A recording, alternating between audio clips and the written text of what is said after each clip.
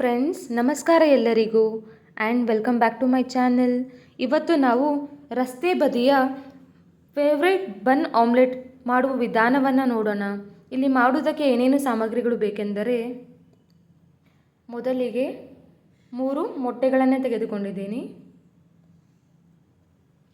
2 ಬನ್,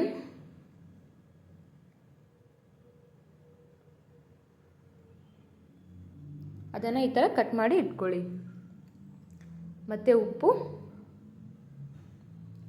ಅಚ್ಚ ಖಾರದ ಪುಡಿ, ಅರಿಶಿನ ಪುಡಿ, ಕೊತ್ತಂಬರಿ, ಈರುಳ್ಳಿ, ಅಡುಗೆ ಎಣ್ಣೆ ಮತ್ತು ಗ್ರೀನ್ ಚಿಲ್ಲಿ.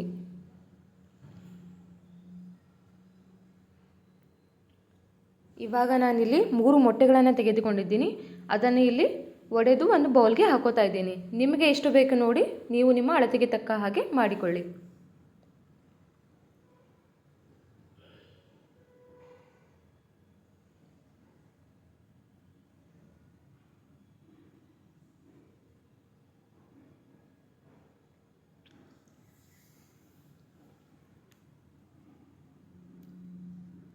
ಇಲ್ಲಿ ನಾನು ಮೊದಲಿಗೆ 3 ಮೊಟ್ಟೆಗಳನ್ನು ಹಾಕೋತಾ ಇದ್ದೀನಿ.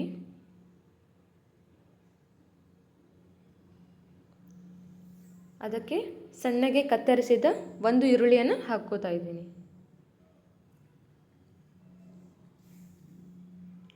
ನಾನಿಲ್ಲಿ 1 ಗ್ರೀನ್ ಚಿಲ್ಲಿಯನ್ನು ತೊಗೊಂಡಿದ್ದೀನಿ. ನೀವು ಮಕ್ಕಳಿಗೆ ಮಾಡಿಕೊಡೋ ಹಾಕಿದರೆ ಗ್ರೀನ್ ಚಿಲ್ಲಿ ಹಾಕಬೇಡಿ. ಮತ್ತು ನಾನಿಲ್ಲಿ ಕೊರಿಯಂಡರ್ನು ಹಾಕ್ತಿದ್ದೀನಿ, ಮತ್ತು ರುಚಿಗೆ ತಕ್ಕಷ್ಟು ಉಪ್ಪು.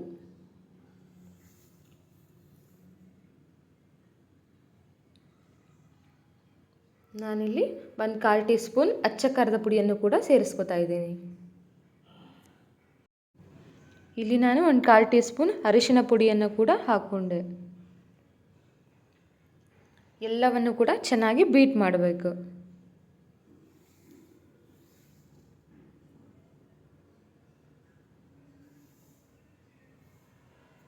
ನೀವು ಈ ರೆಸಿಪಿಯನ್ನು ಟ್ರೈ ಮಾಡಿ, ನಿಮ್ಮ ಮಕ್ಕಳಿಗೆ ಕೂಡ ಮಾಡಿಕೊಡಿ, ಅವರಿಗೂ ಕೂಡ ಇಷ್ಟ ಆಗುತ್ತೆ.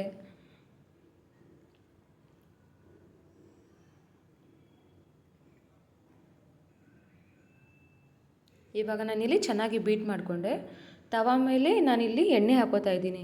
ನಿಮ್ಮ ಹತ್ರ ಬೆಣ್ಣೆ ಏನಾದರೂ ಇದ್ದರೆ ಅದನ್ನು ಕೂಡ ನೀವು ಹಾಕೋಬಹುದು.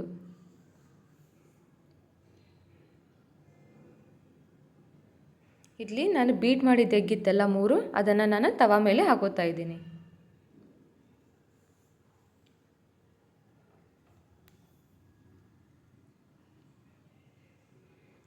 ಇಲ್ಲಿ ನಾನು 2 ಬನ್ನನ್ನು ತೊಗೊಂಡಿದ್ದೆಲ್ಲ ಅದನ್ನು ಇಲ್ಲಿ ಬೀಟ್ ಮಾಡಿ ತೆಗೆದ್ಮೇಲೆ ಹಾಕ್ತಾ ಇದ್ದೀನಿ.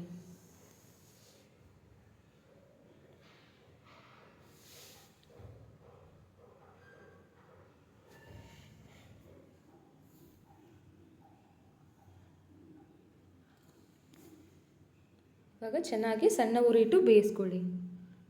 ಇಲ್ಲಿ ನಾನು ಮೇಲೆ ಎಣ್ಣೆ ಹಾಕೋತಾ ಇದ್ದೀನಿ ಬಂದ ಮೇಲೆ.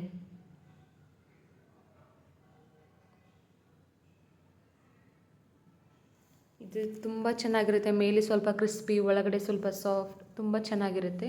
ಇಲ್ಲಿ ನಾನು ಮಿಡಲ್ ಸ್ವಲ್ಪ ಕಟ್ ಮಾಡ್ಕೋತಾ ಇದ್ದೀನಿ, ಅಂದರೆ ಈ ಥರ ರೊಟೇಟ್ ಮಾಡೋದಕ್ಕೆ ಈಸಿ ಆಗುತ್ತೆ.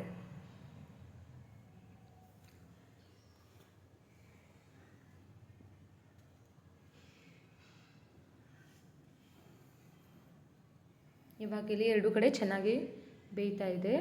ಇಲ್ಲಿ ನಾನು ಈರುಳ್ಳಿನ ಇಟ್ಕೋತಾ ಇದ್ದೀನಿ. ನಿಮಗೆ ಬೇಕಂದರೆ ಅಲ್ಲಿ ಟೊಮ್ಯಾಟೊ ಕೆಚಪ್ನು ಕೂಡ ಹಾಕೋಬಹುದು, ಬೇಕಂದರೆ ಮಯೋನೀಸ್ನು ಹಾಕೋಬಹುದು. ನಾನಿಲ್ಲಿ ಬರೀ ಈರುಳ್ಳಿಯನ್ನು ಇಟ್ಕೋತಾ ಇದ್ದೀನಿ.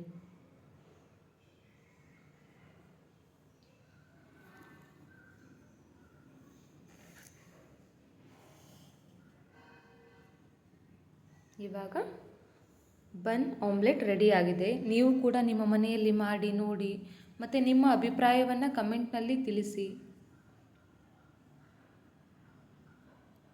ವಿಡಿಯೋ ನಿಮಗೆ ಇಷ್ಟವಾಗಿದ್ದರೆ ಲೈಕ್ ಮಾಡಿ, ಶೇರ್ ಮಾಡಿ ಮತ್ತು ಚಾನೆಲ್ಗೆ ಸಬ್ಸ್ಕ್ರೈಬ್ ಮಾಡೋದನ್ನು ಮಾತ್ರ ಮರೆಯಬೇಡಿ.